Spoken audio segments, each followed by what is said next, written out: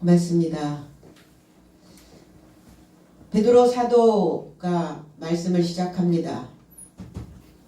해석된 말씀을 시작하며 베드로는 자기 자신을 전하기 시작할 때 성령이 들이닥쳤다, 임하였다 라고 말합니다.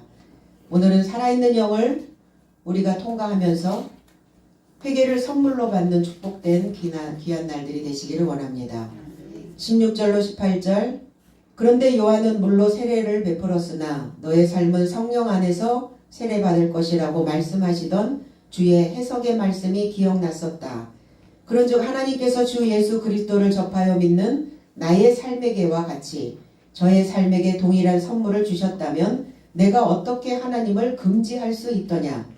그러자 그의 삶이 이 삶을 듣고 침묵하고 하나님을 영화롭게 하여 말하되 그렇다면 하나님께서 적어도 열방 삶에게도 생명에 이르는 회개를 주셨도다 그랬어요. 이방인들을 전파하는, 이방인들에게 하나님을 전파하는 그 사역자로 사도들이 쓰임을 받고 있습니다. 그럼 이방은 하나님을 전혀 모르는 자들이 아니라 교회를 다니고 있는 사람들 중에 하나님에 대하여 알지 못하는, 결국은 베드로가 증거하고 있는 해석의 말씀을 알지 못하고 있다면 이방인들이라는 겁니다. 그러나 그 열방들에게도 하나님이 기회를 주시는데 결합되어 줄 수 있는, 연합될 수 있는, 그래서 연합되어져서 인지할 수 있는 그 회개의 선물을 허락해 주신다는 겁니다. 로마서 10장 17절로 18절에는 그러므로 믿음은 들음에서 나며 들음은 그리스도의 말씀으로 말미암느니라. 그러나 내가 말하노니 그들이 듣지 아니하였느냐. 그렇지 아니하니 그 소리가 온 땅에 퍼졌고 그 말씀이 땅끝까지 이르렀도다. 이방인들에게 말씀을 전했는데 그들이 듣지 않았느냐? 들었다는 거예요. 들었기 때문에 그들의 삶에 복음이 전파되어질 수 있었다.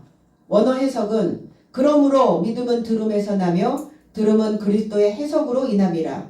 오로지 나는 말한다. 저 삶이 듣지 않았느냐. 그런즉 적어도 저 삶의 소리가 모든 땅에 이르고자 나갔고 저 삶의 해석삼도 거주지의 끝 삶에 이르고자 나갔노라. 주님께서 가르쳐 주신 이 해석된 말씀을 순종하지 않았다면, 그렇다면 복음을 들을 수가 없었고 복음을 듣지 못했다면 그들의 삶은 새로운 싹을 틔울 수가 없었다는 겁니다. 세상을 살아가는 많은 사람들의 삶 속에서 사람들은 하나같이 이렇게 얘기합니다. 먹고 살기가 힘들다. 사는 게 힘들어. 살맛이 안 나. 왜 그럴까? 단순하게 우리가 육체의 어떤 먹잇감을 몰아주는 그 생존에만 매달려 있는 그 삶이 힘든 게 아니라 마음이 힘든다는 거예요.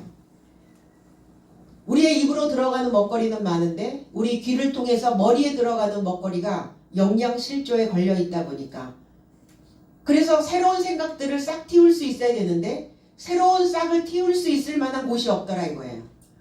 그 메시지를 줄 수 있는 곳이 있어야 되는데 그 메시지를 줄 수 있는 곳이 발견하기가 어렵다는 거죠. 그래서 귀한 것일수록 우리는 한정판을 이야기하죠. 한정되어 있단 말이에요.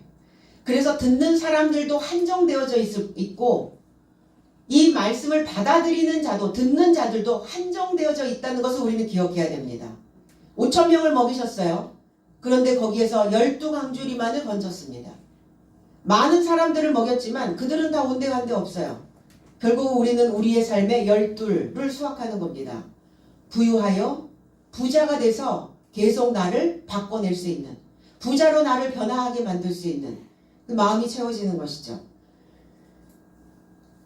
이사야 53장 1절에는 주여 내 삶에 들은 것을 누가 믿었습니까?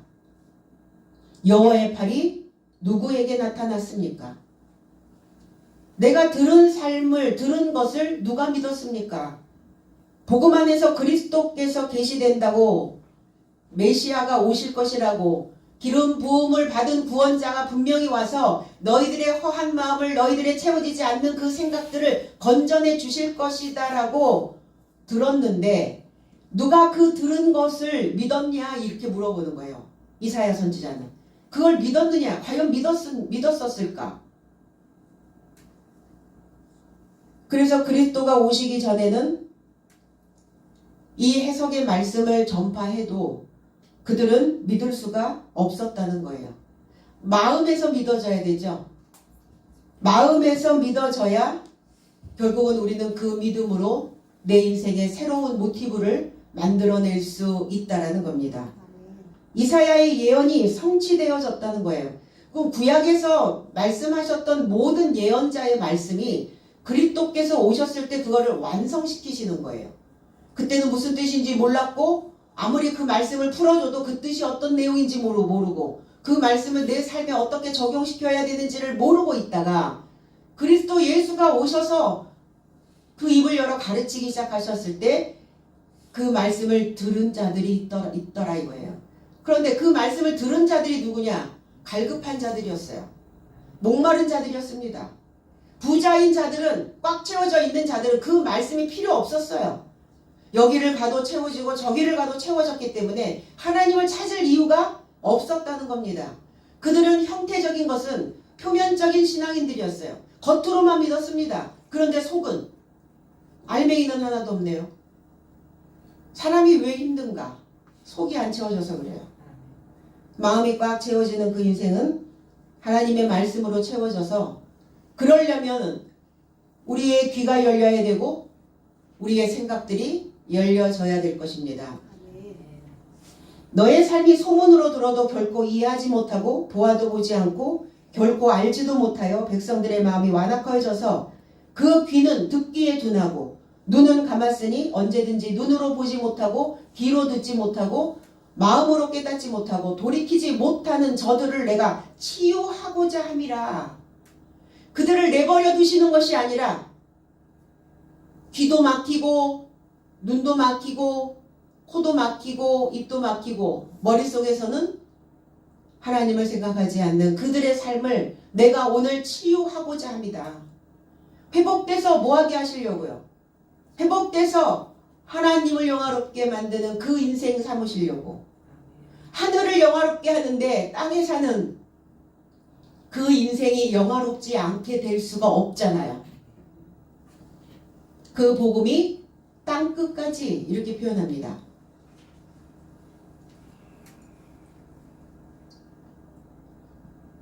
이 땅은 우리가 경작을 해야 되는 땅들입니다.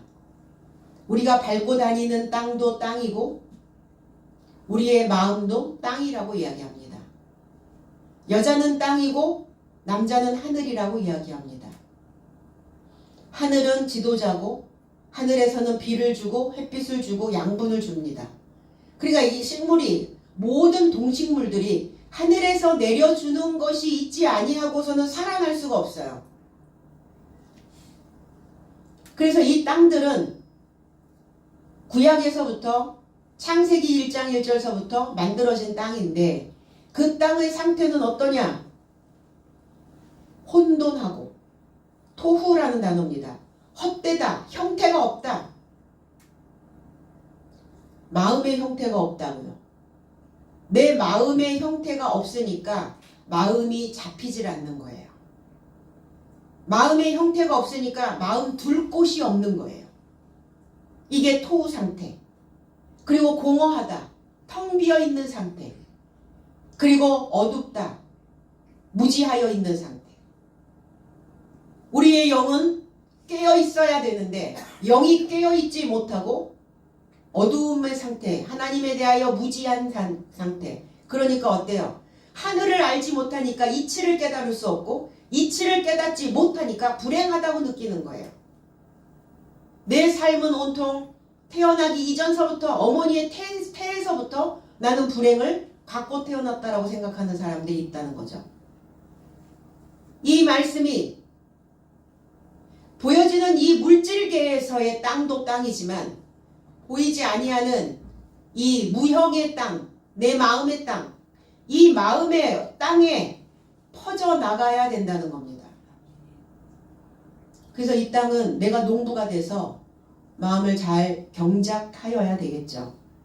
그 마음의 땅 끝까지, 그러면 땅 끝까지 하나님의 복음이 이르러야 되는데 땅끝까지 갈 수 있는 씨는 어떤 씨냐? 흐레마입니다. 해석된 말씀이에요. 그러니까 해석된 말씀이 되지 아니하고서는 땅끝까지 이르를 수가 없다는 거예요. 그 메시지가. 왜? 가다가 죽어버리는 거예요. 힘이 없는 거예요. 뚫고 나갈 수가 없는 거예요. 에너지가 없으니까, 자원이 없으니까, 능력이 안 되니까, 마음에 힘이 없으니까 가다가 푹 주저앉아 버리는 거죠. 그래서 땅끝까지 복음이 나의 인생의 끝날까지, 말단까지, 최후의 날까지 하나님 나를 돌보시고 책임져 주시는데, 그러려면 베드로의 사도가 말씀을 증거하는 그 해석된 메시지를 소유하셔야 된다는 겁니다. 그래서 사도행전 1장 8절에는 오직 성령이 삶의 열매로 임하는 능력을 받을 것이니 그러면 예루살렘 안과 온 유대와 사마리아 안과 땅의 최후까지 나와 증인이 될 것이다.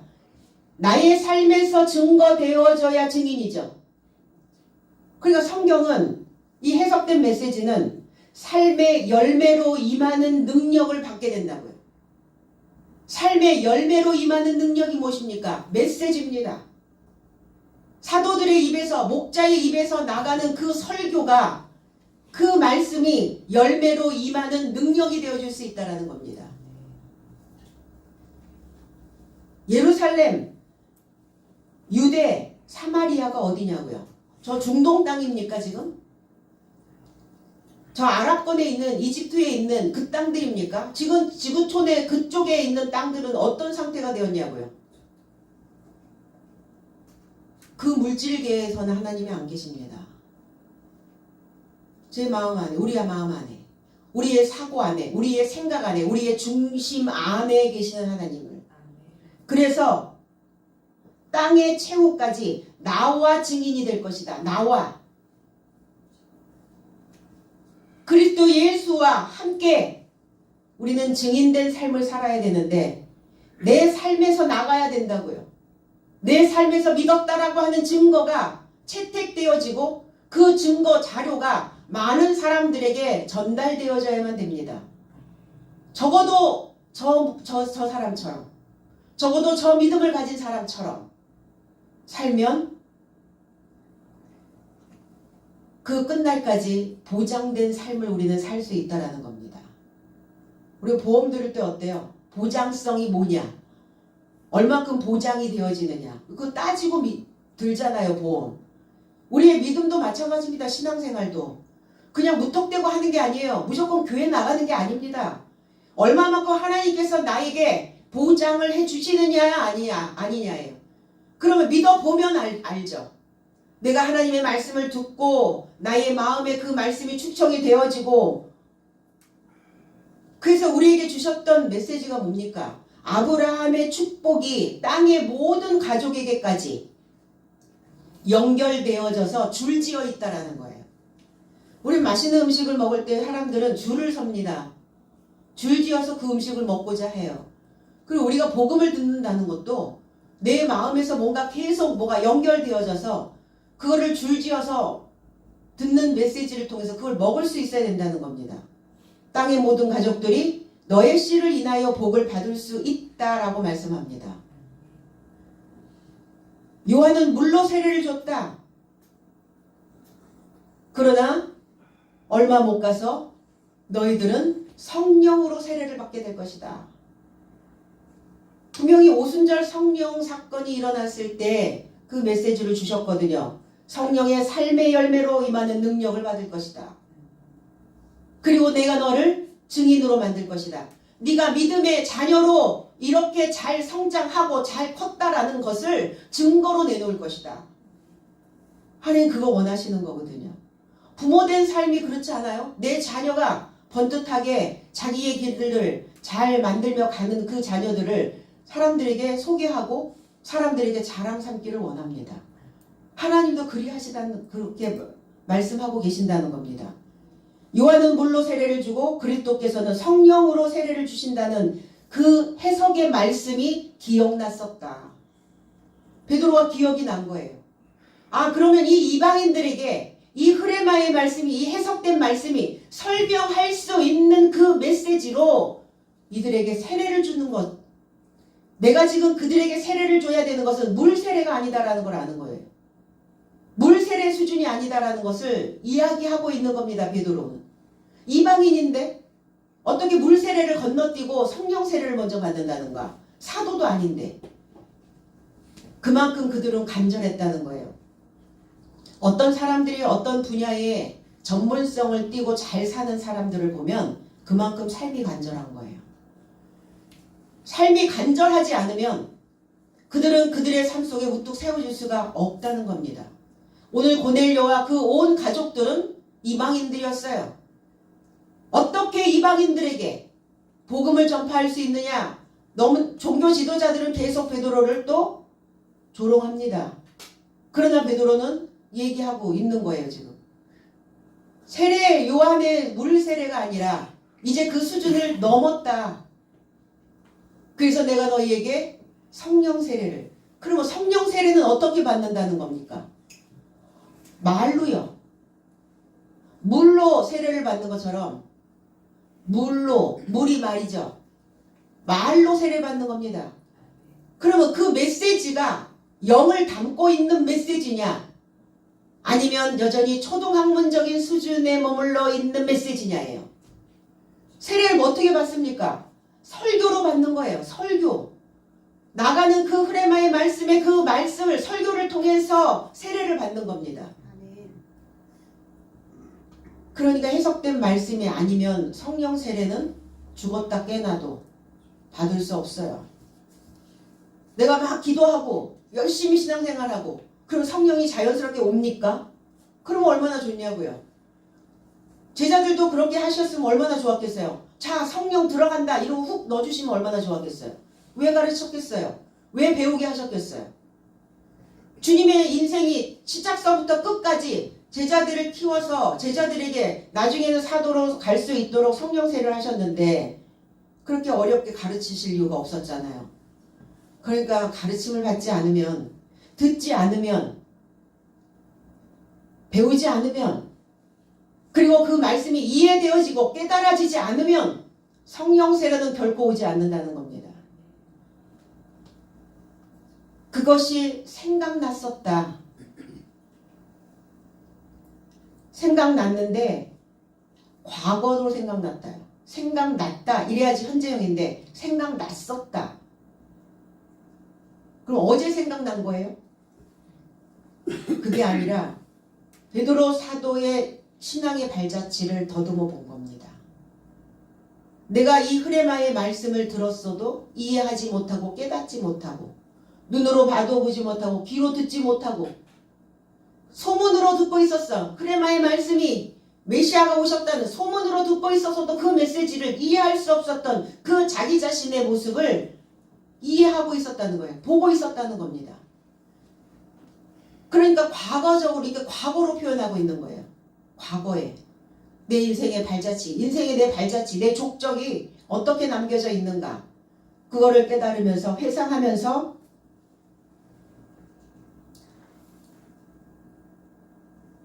고넬료의 그 가족들에게 성령 세례를 주고 있는 겁니다. 계시록 18장 5절에는 그의 죄는 하늘에 사무쳤으며 하나님은 그의 불의한 일을 기억하신지라.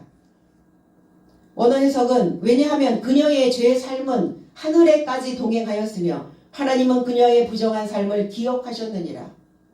무엇이 하나님께서 나를 기억하실까? 사람들이 나를 기억할 때 그 사람은 어떤 사람이야. 어떤 사람으로 우리는 기억되어지기를 원하는가? 우리 하나님을 믿으면서 하늘에서 나를 어떻게 기억해 주시기를 원할까? 오늘 여기에 죄의 삶을 하늘에까지 동행하고 있는 자는 바벨론입니다. 바벨이에요. 바벨이니까 바벨은 여성이거든요. 얼마나 많은 것을 잉태하고 있겠어요. 얼마나 많은 불필요한 것들을 저장시켜 놨겠어요. 그러니까 불필요한 것들을 너무 많이 저장되어져 있는 것들을 어느 한 시점이면 비워내야 되거든요. 그렇지 않으면 바벨이 된단 말이에요. 바벨이 돼서 혼합되어지고 뒤죽박죽 섞여버리게 된다는 거예요. 그러니까 바벨의 패망과 하늘까지 동행하지 말라고. 바벨은 무너지게 되어 있거든요. 우리가 괜히 하나님의 자녀가 된 건 아니잖아요. 내가 어느 날 우연히 태어나 보니까 하나님을 믿을 수밖에 없는 팔자로 바뀐 겁니까? 그렇진 않은 거잖아요. 내가 어떻게 하다가 우연히 교회에 발을 디뎌놓은 겁니까? 그렇진 않잖아요. 우연이 아니라 필연이었단 말이에요. 하나님 나를 선택하셔서 하나님 자녀 삼으시고, 그리고 나를 증인 삼으시고, 나를 표적 삼으셔서 많은 사람들에게 이정표와 같은 그 역할을 하시라고 동행하셨거든요. 그런데 지금은 하나님을 떠나서 바벨이 돼버렸네요. 이것저것 뒤죽박죽 너무 많이 섞여 있단 말이에요. 그러니까 그 삶에서 나와라. 그 생각에서 빠져나와라. 무엇이 부정한 것인가? 부정한 삶을 기억하신대요. 부정한 삶도 기억하신다고. 뒤죽박죽. 뒤죽박죽이라는 단어가 여러 가지 것들이 함부로 뒤섞여 갈피를 잡을 수 없게 엉망이 된 상태. 이거를 뒤죽박죽이다 이렇게 표현합니다. 바벨의 상태죠. 갈피를 잡지 못하고 있는 자들. 갈피는 접혀 있거나 포갠 물건을 한 겹의 사이를 뜻한다. 어떤 일이나 상황이 서로 갈라져 구별되는 부분. 갈피를 정확히 찾아야 되는 일이 어떻게 벌어지는지를 짐작할 수 있어야 되겠죠. 이 성경책에 이게 이 갈피예요. 갈피. 책장 하나하나 넘길 때마다 여기에 어떤 상황이나 어떠한 일들이 구별되어져 있다는 거예요. 그러면 이 갈피마다 내가 지금 처하여 있는 내 인생의 이 갈피를 한 장씩 넘길 때마다 오늘 처하여 있는 이 상황이 어떤가? 오늘 나는 내 인생에서 무엇을 구별해야 되는가? 나는 지금 어떤 갈피를 잡고 어떤 일을 붙잡아야 되는지를 정확히 알아야 된다는 거예요. 그렇지 않으면 인생이 뒤죽박죽 될 수밖에 없죠. 갈피를 잡을 수가 없는 거죠. 그래서 말이나 상황의 의미, 어떤 줄거리를 파악하지 못한다라고 하는 뜻에서 갈피를 못 잡다, 때로는 갈피를 잡았다 이렇게 표현합니다. 그럼 믿는 저와 여러분들은 오늘 갈피를 잡으시기 바랍니다. 그래서 말씀에 기록되어져 있는 줄거리를 잘 파악해서 나의 삶과 연결시킬 수 있어야 된다는 거죠. 하나님께서 주신 것과 동일한 것, 사도들에게 부어주셨던 그 오순절 50번째 되는 날 성령 사건, 그거와 동일한 것을 주신다고요. 저와 여러분들에게도 마찬가지입니다. 50번째 날 성령이 임하셨던 그 날, 사도들에게 주셨던 그 성령이 오늘 저와 여러분들에게 동일한 선물로 주어질 줄로 믿습니다. 사도행전 2장 38절에 베드로가 이르되 너희가 회개하여 가까운 예수 그리스도 이름으로 세례를 받고 죄 사함을 받으라. 그리하면 성령의 선물을 받으리니 그랬어요. 회개가 되어져야 성령의 선물을 받을 수 있다고 말씀하고 있습니다. 원어 해석은 그러자 베드로가 저의 삶을 향하여 밝히 말하되 회개하라. 그리고 너의 삶 각자가 죄의 삶에서 노임에 이르고자 그리스도 예수의 이름에 접촉하여 세례를 받으라. 그러면 거룩한 영의 선물을 받게 될 것이다. 세례 안에서, 세례는 뭔가? 세례를 통해서, 이 메시지, 이 말을 통해서, 이 물을 통해서 주님과 함께 내가 매장되는 겁니다. 내 예전에, 내 과거에 나의 생각을 괴롭히는, 나의 삶을 어지럽히는, 내 삶을 뒤죽박죽으로 만드는 그러한 삶을 이제 매장시키고, 이제 하나님이 새롭게 나를 만들어내시는 새로운 역사로 나의 줄거리가 다시 기록되어져야 된다는 겁니다. 그래서 하나님의 역사하신 믿음으로 인하여 함께 일으킴을 받는 그 인생이 되어줘야죠. 무엇을 오늘 우리는 선물로 받기를 원하는가? 내 기억 속에서 그 선물은 나옵니다. 내 기억이 어떤 기억을 가지고 있느냐에 따라서 그것 내게 주어지는 거예요. 선물이라는 건 뭐냐면 내게 주어지는 거예요. 내게 오는 겁니다. 좋은 선물도 있지만 내가 원치 않는 선물을 받을 때도 있어요. 그렇죠? 누군가 나에게 기부해 주는 거예요.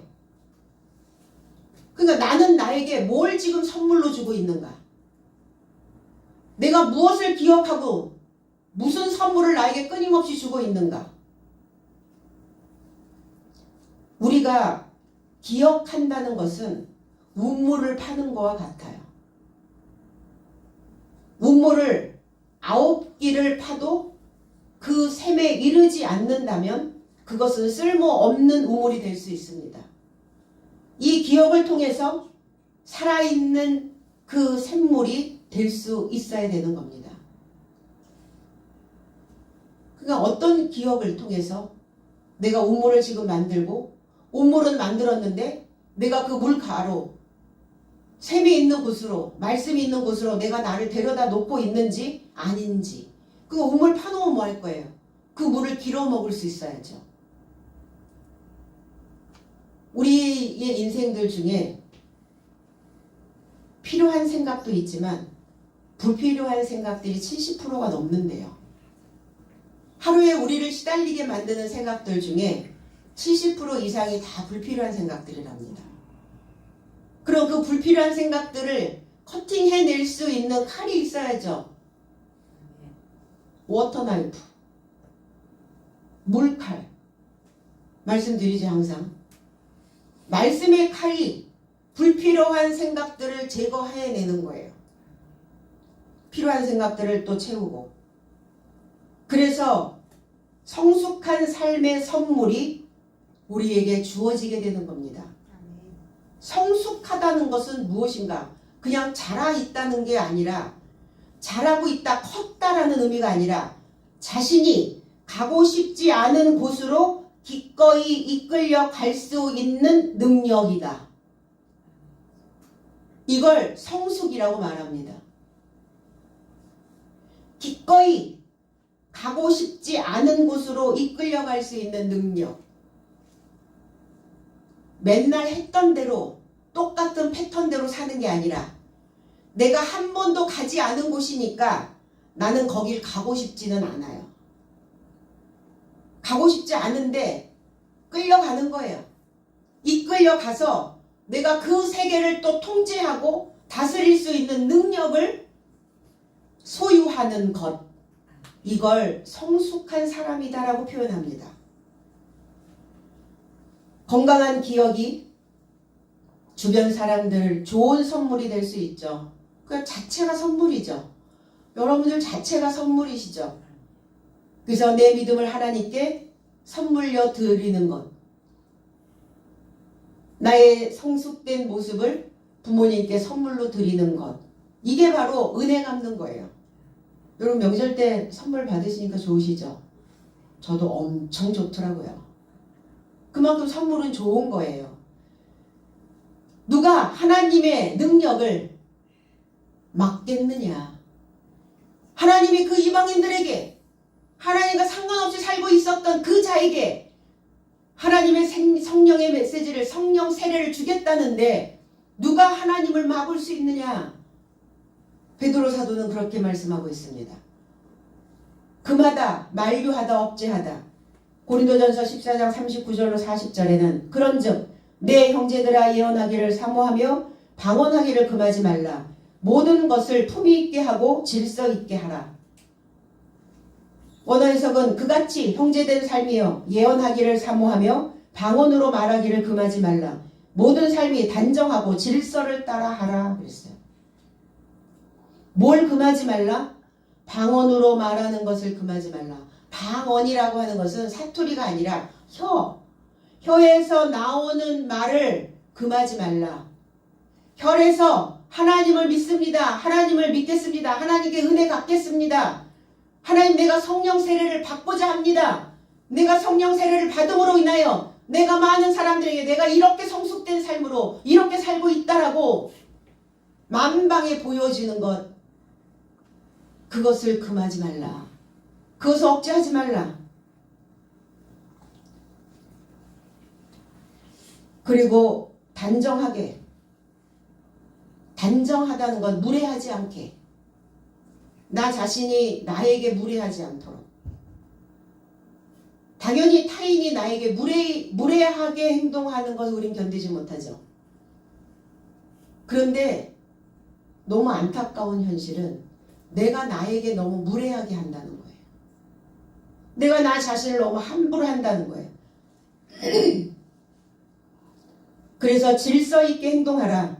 하나님에게서 온 말씀을 혀가 금하면 주의 명령에 불복종하는 것이다. 여러분들이 성숙한 만큼 다른 사람들에게 이 말을 금해서는 안 되죠. 억제하고 있지 마시고 내셔야죠. 저 사람이 원하는 소리든 원하지 않는 소리든 그게 합당한 소리라면, 그 인생을 일으켜 세울 수 있는 메시지라면 전하셔야 된다는 거예요. 그러니까 그 혀를 억제하거나 만류하지 말라. 그건 곧 하나님의 명령에 불복종하는 것이다.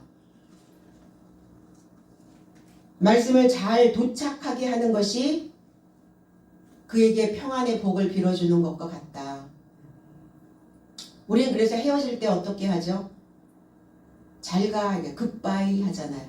잘 도착할 수 있도록, 잘 메시지가 전달되어질 수 있도록. 굿바이, 이 단어가 이 단어의 온전한 뜻이 신이 그대와 함께 하기를 이라는 뜻이래요.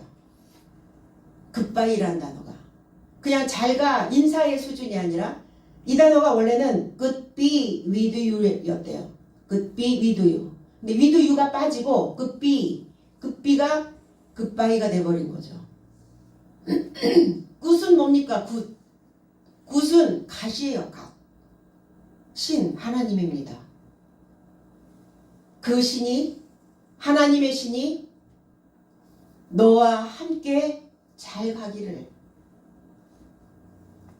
그러니까 보낼 건 빨리 보내셔야죠. 2023년 빨리 보내고 2024년 이제 맞이하셨잖아요. 낡은 생각 빨리 보내버리고 새로운 생각 받아들였죠. 이것이 우리 신앙생활 안에서 너무 중요한 핵심적인 요소다. 무당들이 뭘 한다 그래요? 굿 한잖아요. 굿 갓이라니까요. 신을 부르는 거예요. 그 굿은 갓이에요. 신을 불러내는 겁니다. 그런데 저와 여러분들도 하나님의 신을 초청하실 수 있어야 되는 것이죠. 그럼 초청할 수 있는 자는 어떤 자냐? 주님의 명령에 따라오는 자입니다. 그 말을 듣고, 아, 내가 이제부터는 뭔가 새로운 나날들을 보내야 되겠구나라고 결심하고 결단하는 겁니다. 능히 디나토스라는 단어인데,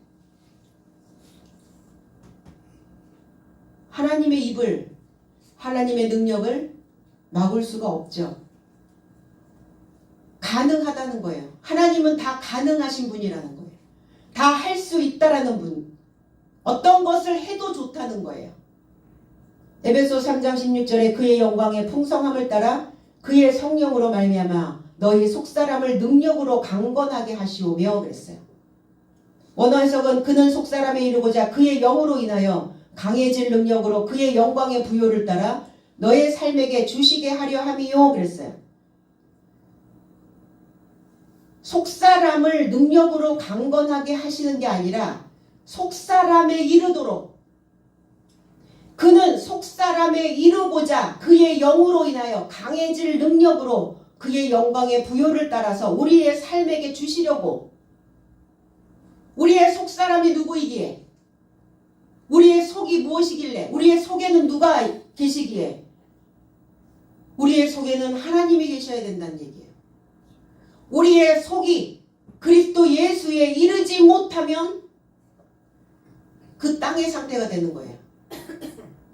혼돈하고 공허하고 어둡고.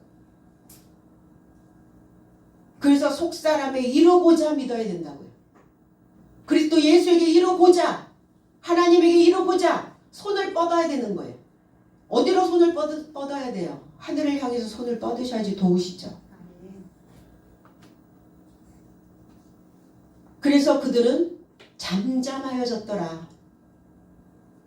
그 소리를 듣는 거기에 있는 모든 사람들이 베드로의 그 해석된 메시지를 듣고 있는 성령이 임하기를, 성령이 그들 삶에 들이닥치기를, 그리고 그것이 다 하나님의 뜻인 것을 그렇게 메시지를 증거할 때 그들 모두가 다 잠잠하여 그랬어요. 개역성경에는. 정막을 유지하다, 침묵하다, 고요하다, 조용하다. 그 사람들은 그 고요하고 정막하고 침묵하는 걸 잘 못 견디죠. 혼자 있고 뭐 이런 걸 잘 못 견뎌 하죠. 그냥 잠잠히 있다는 건 그냥 아무 소리 안 하고 그냥 가만히 있기만 하는 것이 아니라 디모데전서 2장 11절로 12절에는 여자는 일체 순종함으로 조용히 배우라. 여자가 가르치는 것과 남자를 주관하는 것을 허락하지 아니하노니 오직 조용할지니라. 이걸 바깥에다 적용을 하면 생물학적으로 태어난 여자는 입 열면 안 된다는 거예요. 결혼하면 벙어리 3년, 귀머거리 3년, 소경 3년으로 살으라는 거죠. 그 얘기가 아니잖아요, 성경은. 여자는 땅이라고 그러니까 여자 비하 발언을 했다고. 아니요. 여자는 땅이어야 해요. 하늘에 있는 것을, 하늘에서 내려오는 것을 품어주는 자가 땅입니다. 우리는 하나님의 신부이기 때문에 하늘에서 내려오는 그 모든 것들을 품어낼 수 있는 여자여야 돼요. 성도여야 된다는 겁니다. 아내는 조용함 안에서, 모든 복종 안에서 배우라. 아내에게 가르침을 허락지 않고 남편의 권위 침범함도 허락지 않고 오히려 조용함 안에 있기를 허락하노라. 그리스도 예수이신 남편에게 그 말씀에게 굴복되고 있는 상황을 지금 잠잠하다라고 표현하고 있는 거예요. 고넬료와 거기에 있는 온 식구들이 베드로의 메시지를 통해서, 베드로는 지금 남편의 자리에 서 있는 겁니다. 거기에서 듣고 있는 사람들은 아내의, 여자의 입장에 있는 거예요. 그러니까 여자는 조용하라. 왜? 가르침을 받아야 되는 상황이니까. 배워야 되는 상황이니까. 내가 좀 알지 못하는데 좀 떠들 수가 없잖아요. 내가 누구를 가르칠 수가 없잖아요. 내가 뭘 알아야 가르치지. 그러니까 그때까지는 입 꼭 다물고 조용히 배우라. 그 얘기인 거지 여자에게 발언권을 주지 않는다는 표현은 아닙니다. 우리는 자꾸 그런 것들을 유교적인 어떤 이런 전통에 자꾸 묶으죠. 사대주의적인 사상, 가부장적 사고 이런 거에 이런 게 이 기독교가 묶여버린단 말이에요. 그러니까 여자들은 발언권이 없는, 거기에서 무엇인가 힘을 내놓을 수 없는 이런 상황으로 만들어버리기도 하죠. 고넬료의 모든 집안 식구들이 고요하고 조용하고 침착하게 그 해석의 말씀을 지금 배우고 있다라는 겁니다. 이방인에게 주어지는, 열방들에게 주어지는 아브라함의 하나님, 이삭의 하나님, 야곱의 하나님의 축복이 쏟아지고 있는데 그 축복이 뭐냐? 복음이라는 겁니다. 유앙겔리온, 좋은 소식, 그게 축복이라는 단어와 연결이 된다는 거예요. 그 말씀을 듣는 자들이 축복된 삶을 누릴 수 있다라고 표현합니다. 건강한 신앙은 평소에 정기적으로 건강검진을 하듯이 우리가 말씀의 날을 비춰서 충실한지, 불만 요소는 없는지, 다른 곳으로 유출되는, 너무나 다른 곳으로 너무 생각들이 너무 많이 유출되는 그러한 상황은 없는지 늘 점검을 해야 된다라는 겁니다. 생명을 얻을 수 있는 회개, 생명에 이르는 생명, 이 조회라는 단어입니다. 생명이라는 단어는, 조회라는 단어는 살아있는 영이라는 뜻이에요. 살다라는 뜻이에요. 나를 살게 하는 것이 뭘까? 나를 살게 하는 건 뭘까요? 입으로 들어가는 밥입니까? 내가 존재해야 되는 이유가 뭘까? 내가 살아야 되는 이유가 무엇일까? 목적이 있어야죠. 목적과 목표가 정해져 있지 않은 인생은 그래서 뒤죽박죽 돼버리는 거예요. 뭘 사도 기쁨이 없고 뭘 먹어도 기쁨이 없고 뭘 가져도 감사가 없는 그런 상황이 되어질 수 있죠. 계시록 2장 7절에 귀 있는 자는 성령이 교회들에게 하시는 말씀을 들을지어다. 이기는 그에게는 내가 하나님의 낙원에 있는 생명나무의 열매를 주워 먹게 하리라. 원어 해석은 귀를 가진 자는 그 영이 교회 삶에게 무엇을 말씀하는지 들으라. 이기는 그에게 나는 하나님의 낙원의 중심 안에 있는 생명나무에서 나온 것으로 먹도록 줄 것이다. 이기는 자가 누구냐? 듣는 자라는 거예요. 말씀이 들었어. 말씀이 꽂혔어. 그 말씀을 이겨야 해요. 그 말씀을, 꽂히는 말씀을 이기지 못하면 엇나가 버려요. 교훈을 줘도 그 교훈이 꽂히면 저희 말씀이 하나님이시니까 하나님의 메시지로 들어야 되는데 하나님의 메시지로 듣지 않으면 자깃을 타겟 삼았다라고 이렇게 오해를 하게 됩니다. 그러니까 그게 믿음이 있느냐 없느냐의 차원이라는 거예요. 아브라함이 하나님의 말씀을 하나님으로 알고 쫓아갔다고요. 말씀이 하나님으로 알고 그러니까 순종하는 거예요. 듣는 겁니다. 들어야 이길 수 있어요. 들었다면 이긴 자입니다. 낙원 안에 있는 낙원이 어디입니까? 에덴입니다. 사람들은 행복을 찾아 인간은 태어나면서 행복할 권리를 가지고 삽니다. 행복한 권리. 이 모든 인간은 다 행복한 권리를 추구하죠. 행복이 무엇이냐? 즐겁게 사는 건데. 에덴을 회복하는 겁니다. 즐거움의 동산, 낙원, 우린 그렇게 표현하죠. 파라다이스.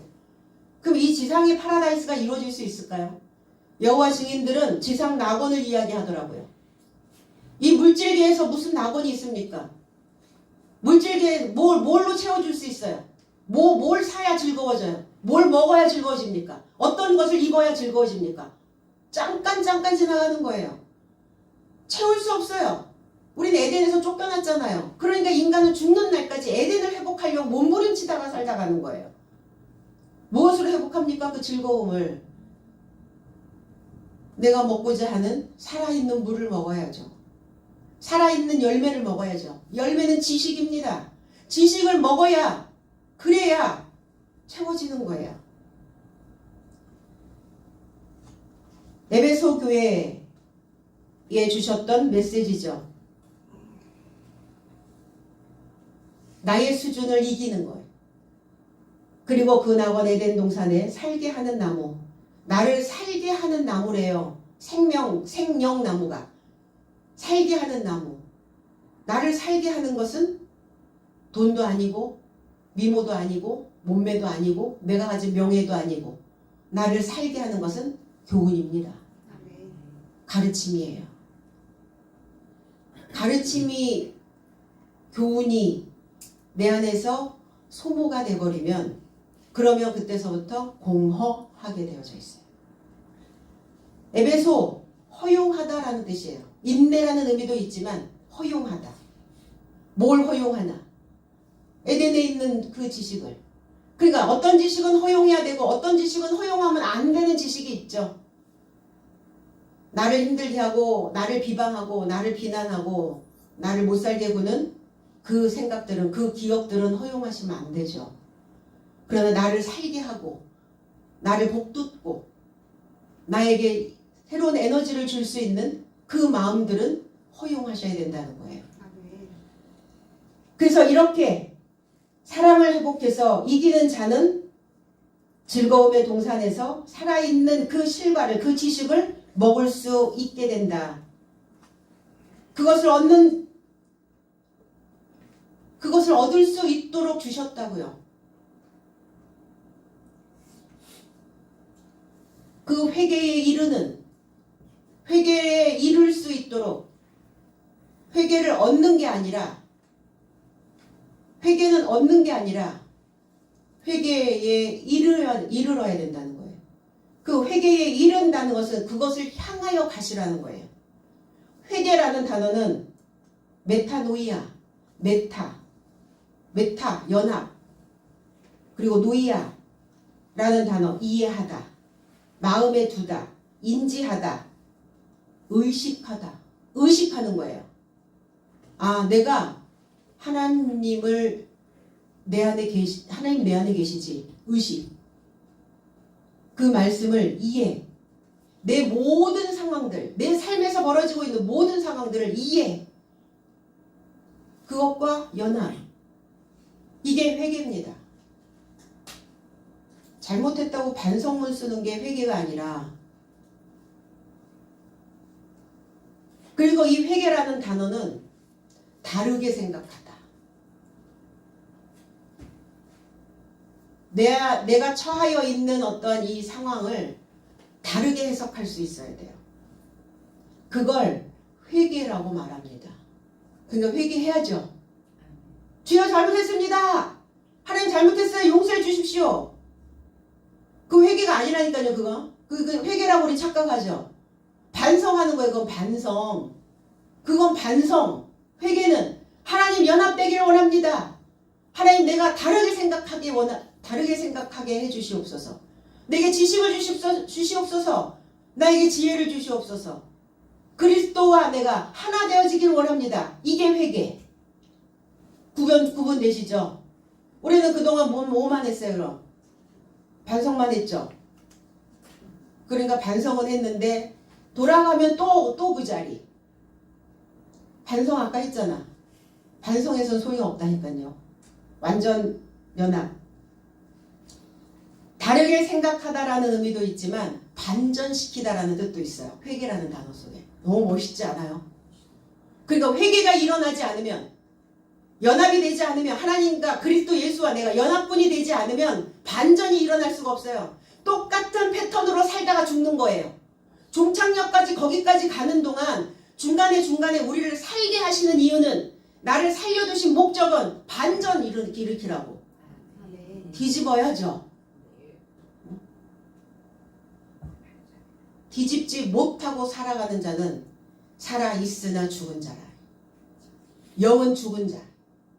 목숨만 있는 자. 짐승의 수준에 머물러 있는 겁니다. 누가? 하나님을 믿는다고 말하는 자들이. 그러니까 그게 문제인 거예요. 혀차는 소리 들리죠? 저런 사람도 교회 다닌다고. 적어도 그 소리는 안 들어야 된다는 얘기예요. 안 믿는 사람이 돼. 하나님 모르는 그 사람에게 왜 내가 치여서 사냐고요. 그럴 필요도 없는데. 반전. 다르게 생각해야 우리의 인생의 역전이 일어날 수 있습니다. 주셨다고요. 주셨다는 것은 그냥 한번 뭉태기로 딱 쥐어주고 그걸로 끝이 아니라, 여기서 디돔이라고 하는 이 의미는 생산하다라는 뜻이에요. 그러니까 생산은 누가 해야 됩니까? 회개에 이르는 것을, 회개를 내가 얻는다는 것은, 회개를 주셨다는 것은 회개를 생산해내셔야 된다고요. 우리는 그렇게 항상 하죠. 하나님은 그냥 내가 뒷짐지고 팔짱 끼고 있어도, 내 하나님 믿기만 하면 하나님은 그냥 주신다고. 그냥 넘겨주신다고. 근데 이게 디돔이란 단어가 그냥 넘겨받고 끝이 아니라, 넘겨받았으면 그것을 가지고 생산해내셔야 된다고요. 필요할 때마다 생산해서 쓰셔야지. 한 번은 제공해 주셨잖아요. 원료를 제공해 주셨거든요. 그건 그 원료를 가지고 그 다음에 이제 생산해내라는 거예요. 우리 너무 쉽게 가려고 하지 않나요? 너무 거저 먹으려고 하고 있죠. 그러니까 공짜 근성. 공짜 좋아하죠. 다 좋아해요. 근데 하나님 나라엔 공짜 없습니다. 내가 주님의 이름으로 하나님의 이름으로 여러분들이 어떤 일을 행하든 그거 그냥 넘어가지 않습니다. 여러분들이 믿으면서 신앙생활 하면서 교회 생활 하면서 힘들었은 때로는 어려운 때로는 어떠한 마음의 불평감 그러나 내가 해야 되는 할 수 없는 상황에서 했던 그 어떤 거 하나라도 하나님 기억하신다고요. 그 작은 것 하나도 우리 머리털까지 세심받으신다고 말씀하셨는데 우리의 그러한 행동들을 생각하지 않으시겠냐고요. 다 기억하셨다가 마일리지 쌓아 놓았다가 이제 한꺼번에 주실 수 있다라는 겁니다. 우리는 그 삶을 늘 기대하며 소망으로 가게 되는 겁니다. 로마서 10장 12절로 13절에는 유대인이나 헬라인이나 차별이 없이 저를 초청하는 모든 자에게 이르러 부욕케 하시는 이가 모든 삶의 주인이시기 때문이다. 누구든지 주의 이름을 초청하기만 하면 그는 구원을 받게 될 것이다. 구원을 받게 된다라고 하는 구원을 넘겨받게 된다. 그러면 구원을 우리는 계속 마련해야 된다. 생산해내야 된다고요. 저와 여러분들 2024년도에 우리는 저와 여러분들의 삶 속에서 이 구원을 그리고 이 회개를 그리고 성령을 생산해내는 저와 여러분들이 되어야 될 줄로 믿습니다. 그리고 저와 여러분들의 인생을 반전시키는 그리고 다르게 생각할 수 있는 그 모든 것들 그건 다 생산이거든요. 그래서 그 생산성이 있는 그 삶으로 우리 모두가 성숙한 삶이 되어지기를 나사렛 예수 그리스도 이름 안에서 축복드립니다. 기도하겠습니다.